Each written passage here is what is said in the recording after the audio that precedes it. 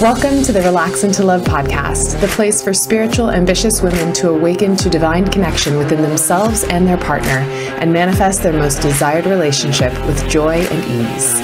I'm Teal Elizabeth, your host, a spiritual love and relationship coach trained in the principles of feminine energy, NLP, and deep subconscious reprogramming. And through this podcast, it is my desire to inspire you on all things dating, relationships, and self-love.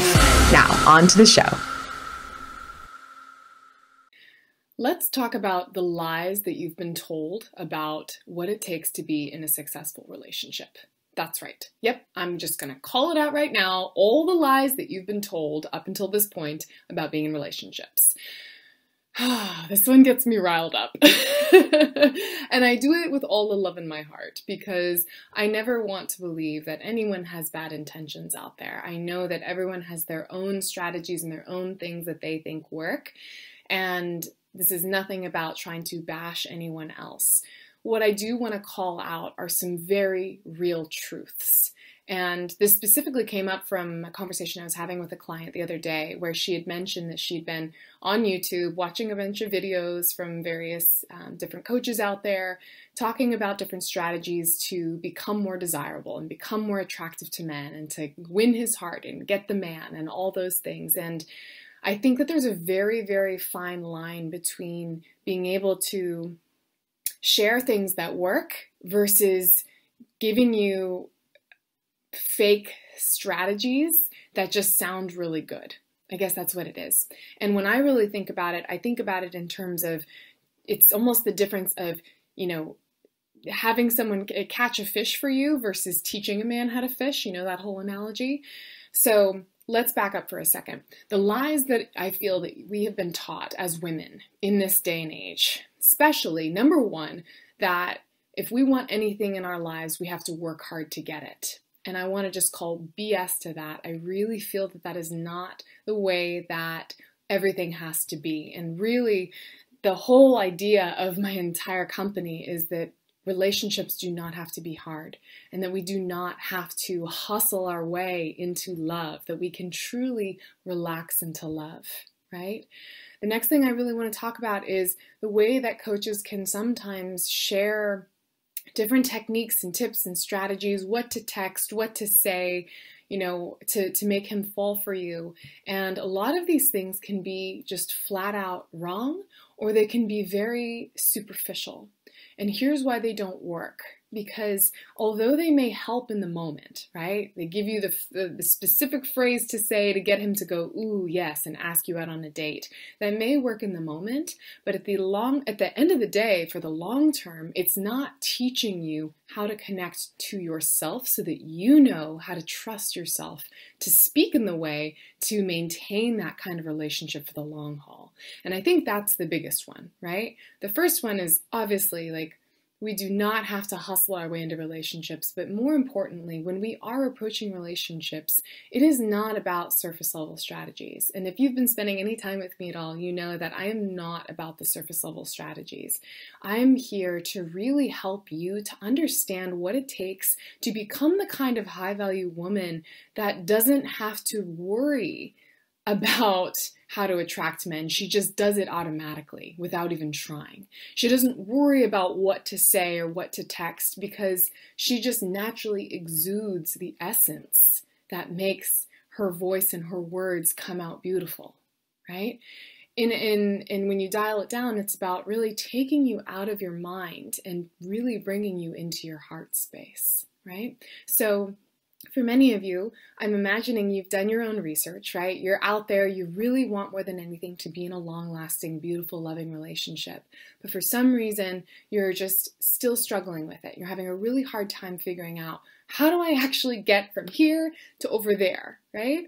So you go on YouTube, you're watching all these people, and I know I have a YouTube channel as well, and I'm making this video right now. So I'm not bashing YouTube videos at all.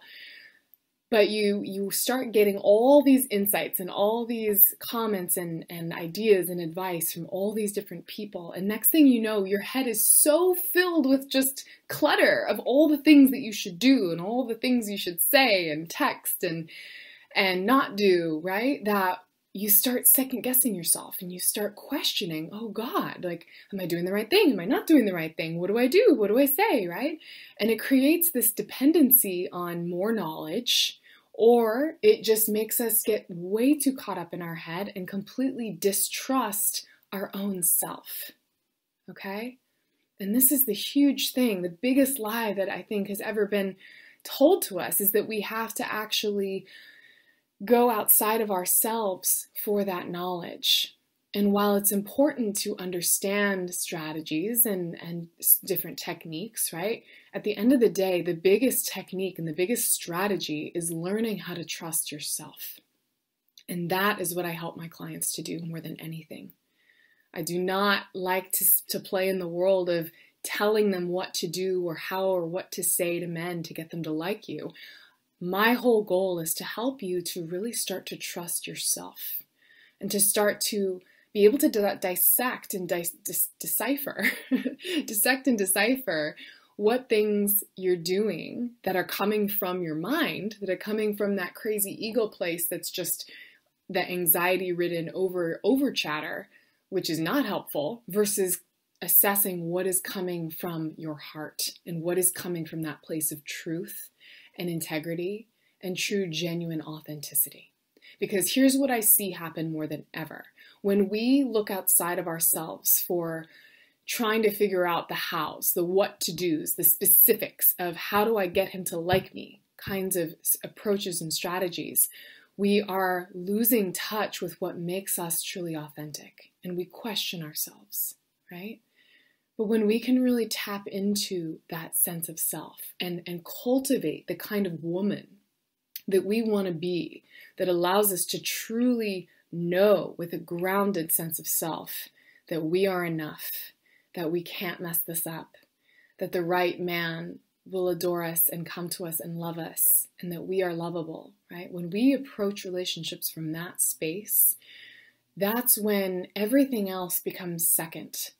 The way we speak just naturally rolls off our tongue. The essence of the voice of our words shifts energetically, and men can feel it. They can feel a shift internally inside. And that's what I want to keep coming home to here, is that my goal for each of you is to not have to be seeking and scouring the internet for the rest of your life on how-tos to get him to do this or that or manipulate him. All of that is so surface level. What really matters, and the only thing that matters, is the true learning of how to get back in touch with yourself. How to be able to cultivate that strength from the inside so that you can truly relax on the outside. So that no matter what man approaches you and what kind of relationship it is that you want, you feel confident in knowing that you are moving toward it and that you don't have to do anything specific to go and get it, that you can truly relax into it, that you can let go of all the planning and the over-functioning and the mind chatter of what and how and why he's not texting and all the things, the mind games, right? The strategies, and really come back home to what really matters, which is having that peace and that contentment inside of yourself. And when you do this, this is where you wake up a year from now and you recognize, wow, this no longer feels hard anymore. I know how to navigate this area.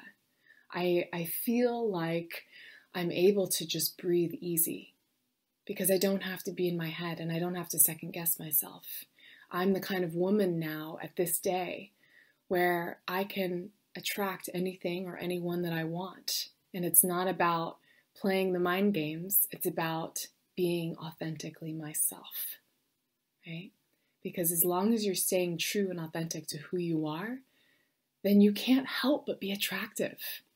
You really can't. Have you ever noticed those types of women that are just so in touch with themselves? They just they could totally make a fool out of themselves and then just laugh at themselves about it and have a total fun joke of it. And people love them for it more, right? They never worry. They never have to feel guilty about how they're showing up because they trust themselves and they know that they're being authentic.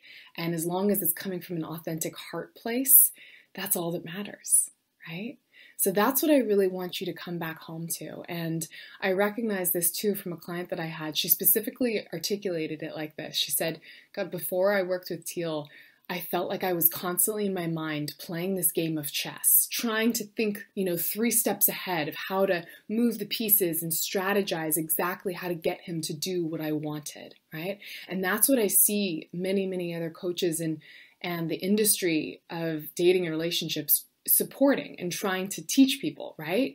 But that game of chess just makes us go crazy. And she said, once I was able to really come back home to me and myself and knowing that I was worthy of having what I wanted and be able to communicate in that way, in an authentic, true way, everything fell into place with natural flow and ease. And that's really, really the truth of the matter here.